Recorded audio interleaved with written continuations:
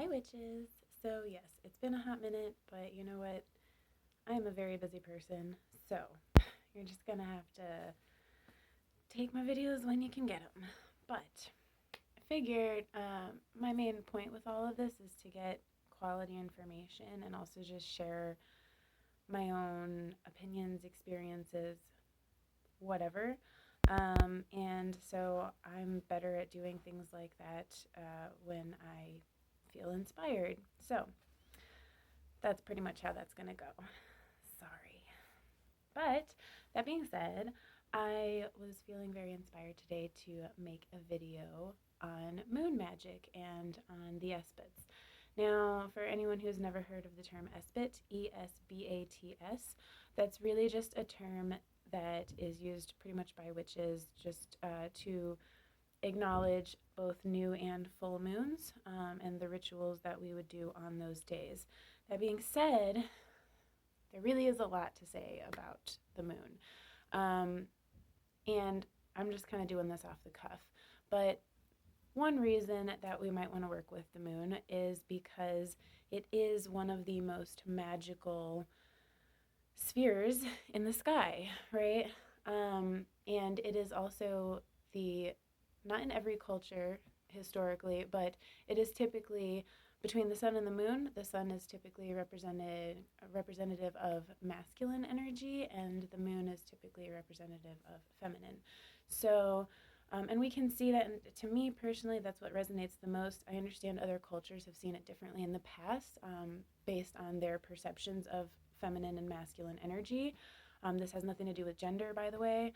But for me personally, it makes more sense that the moon would resonate with that feminine energy, being that during the month, the moon goes through the same cycles that women do, or people who identify as women probably as well, although I cannot speak to that experience.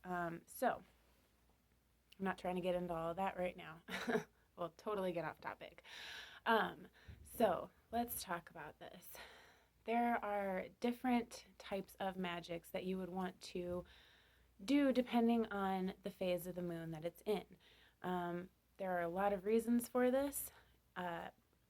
I don't necessarily want to get so in depth on all of that because that's just not really, you don't even necessarily need to know all those reasons.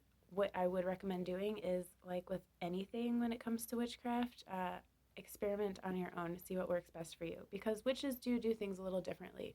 For example, some witches will say that the new moon is the time that you want to start. This is what I prescribe to personally in my own experience. This works better, but the new moon is the time that you would want to start new projects, begin new things that you're trying to grow or change in your life or learn. This is like igniting that spark and getting it going, right? While the moon is waxing.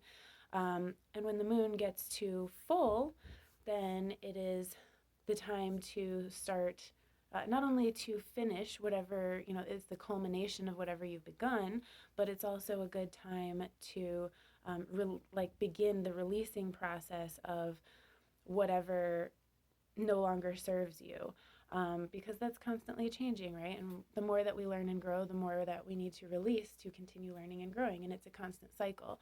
And so basically, and that's the way that I prescribe, but there are witches who do it the opposite way. And they use the new moon to release things and the full moon to begin materializing things. The idea behind it is that the full moon is when the moon is at the peak of her power. So that is why, for me, I feel like, if the moon is waxing, that makes logical sense to my brain to be working on something that I'm building, right? And when the moon is waning, becoming less, right? Or we see less of it, rather. That energy is better for releasing something, right? So when the moon is going from full to new, in my opinion, it's easier to see it as taking something away with it, right?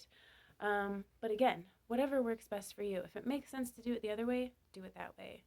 Again, magic works best when it's a personal journey for you and you go with how your brain interprets things, because a lot of magic is really just psychology, and it's really just understanding energy in that kind of way. And I realize not a lot of people, at least not that I've heard, talk about magic in that kind of way, but for me, science and spirituality are like this, and we are just beginning to have deeper understandings of how these things work. The more that I personally find out about what science shows us and has found out, the more magical the world looks to me. But I know from conversations I've had with other people that that's kind of a weird way to see things. So whatever works for you. That being said, now, every moon of the month, every full moon, and every new moon, but with this, I usually, I'm at least for this video, I'm going to just focus mostly on the full moon, or this video could get really long. But in pretty much every culture around the world, every moon of each month has a name. In this country, a lot of the times you'll find traditions that will go off of Native American names for the moon, because we live in this country and the Native Americans were the indigenous peoples, are the indigenous peoples of this country. So they, this land specifically, so they would have a deeper understanding of those things. Just like if I were to go to some European country or Asian country or whatever, then I would probably want to recognize the moons in the way that those ancient cultures did, because they have already developed that connection with that land in that way. This is getting a little off topic because that's a whole thing in and of itself.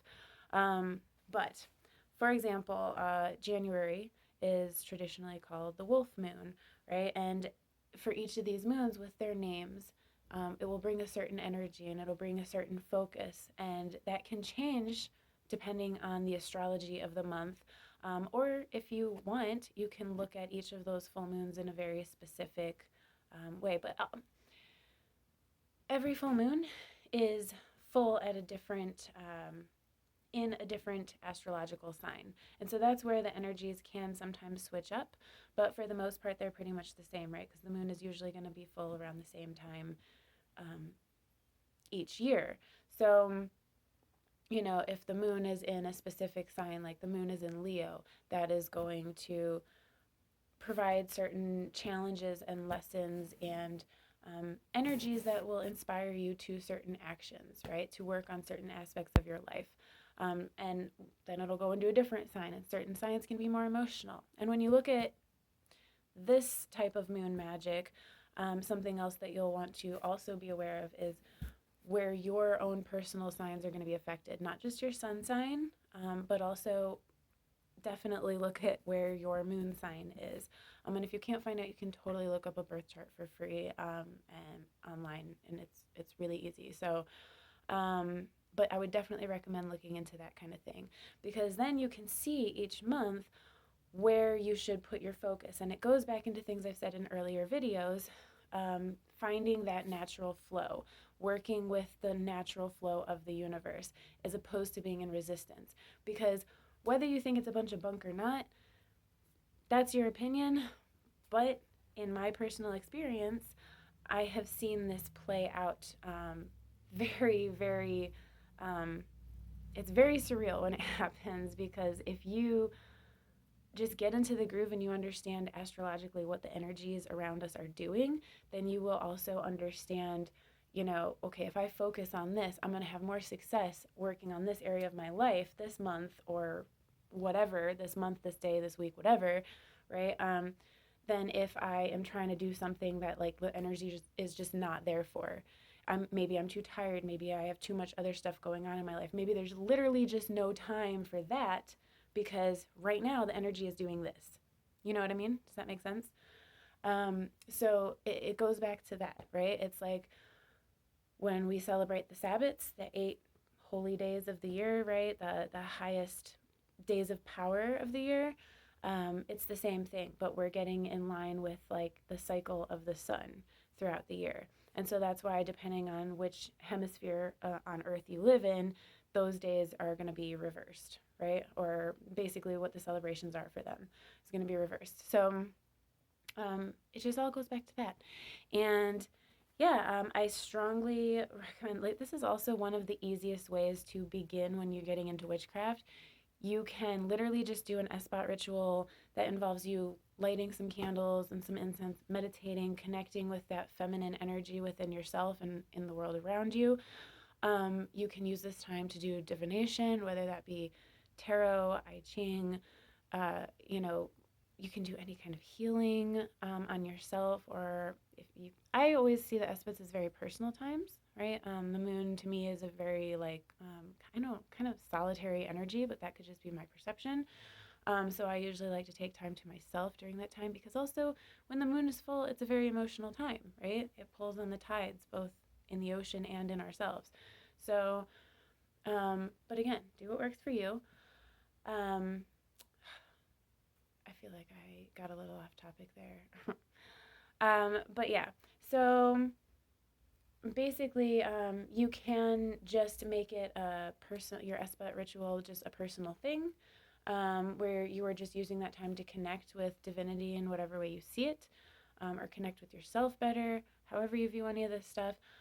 Or you can use that time to do magics. And like I said, if you do that, I would strongly recommend going with, you know, whether you want to do it one way or the other, but taking note of where the phase of the moon is, what the moon is doing, and figure out what magics you want to do by those phases.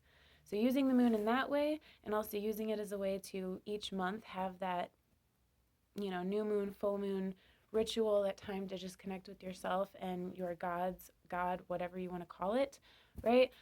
Using that in that kind of way, this is really like Witchcraft 101 stuff, but it's also super fun. And for me, it's like, even if I don't have time to do a full Sabbath ritual, because those can be more involved and more intense in a lot of ways, and I don't always have the energy or the time in my personal life, but Esbats are very simple. They can be as simple or as elaborate as you want, whatever works for you, but it's really nice to take that time every couple of weeks to just recenter, figure out where you're headed, where you need to be, what you need to let go of, all that stuff.